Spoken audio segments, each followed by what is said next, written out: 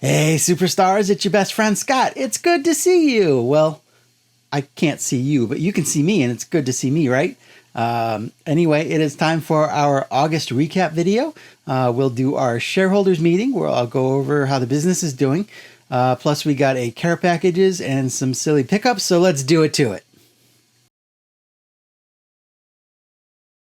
First things first, we're going to check in on the Dihigo fundraiser. The new goal we established last month is $1,000. To date, we've sold 112 cards, raising a profit of $868.26 to donate to the American Cancer Society. I did sell a bunch at the National and a few online, but it has slowed down a little bit, which was to be expected, honestly. But I have no doubt in my mind that we're going to reach that $1,000 goal by the end of the year. I still have a few signed both by Orlando and myself. And if you're interested in one of those, just reach out and let me know. But thanks everybody for the support. It really does mean a lot. I've got a few new shirts up on the website. I showed this Fan Craze shirt off in my national recap video, and I asked a bunch of people what shirt I should do next, and a few people said they wanted to see a Sovereign T206 back shirt, so here's that.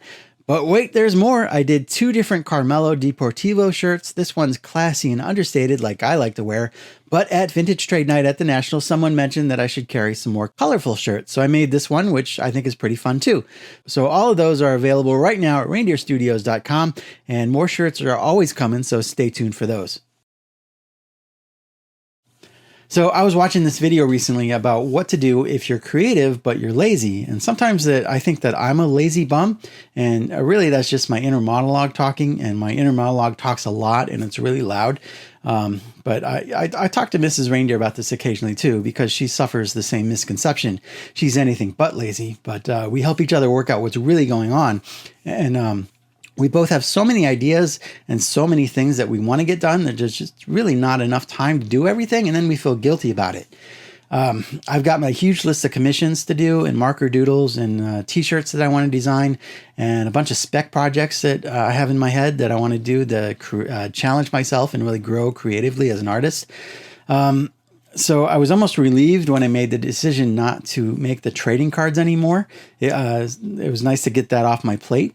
It's going to hurt financially in the short term, but in the long term, I think I'm going to be better for it.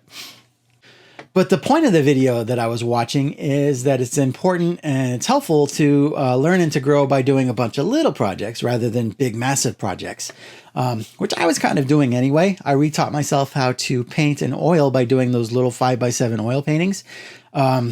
It's not a size that's very impressive, but they were immensely helpful in relearning that craft because I did a bunch of them. And I've sold every single one that I made without a problem, which is awesome.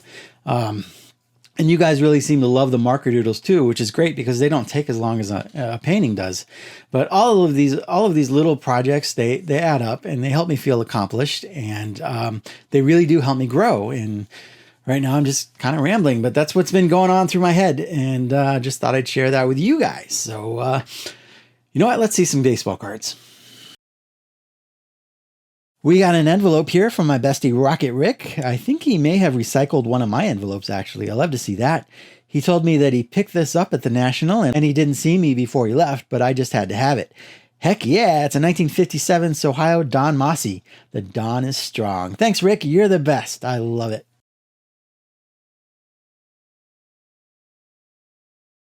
We'll wrap this up with some purchases, nothing crazy, but this here was an eBay purchase that I made before the National, but it bounced around the U.S. postal system for a while before it got to me. It's a page from a 1915 Spalding baseball guide featuring some Cleveland Naps, and most notably Ray Chapman, who died after being hit by a pitch in 1920. Chapman's cards are really expensive, and I'd love to pick one up someday, but this was just $5, and I'm cheap, so win-win for me. I had a nice day at the flea market recently. I picked up this sport magazine with a cool photo of Lou Boudreau and Joe Gordon on the cover. And there's another great photo of Joe Gordon on the inside. I still have to read this one. I got a bunch of old books and calendars for $1 a piece. There's a Ken Burns one. And this one's got a bunch of Conlon photos. I thought maybe I can use some of this for inspiration or reference. And then I found a nice Nokona glove. This one's from the 40s, and I actually have another one of this model, but it was just $20, and it's in great shape, so I couldn't pass it up. I love these old Nokona baseball gloves. At the LCS, I bought this unassuming box of 1988 Panini stickers. But why would you do that, Scott? That doesn't seem like something you'd buy. Well, I'll tell you why. When I was 10 years old, these were the very first thing that really got me into collecting.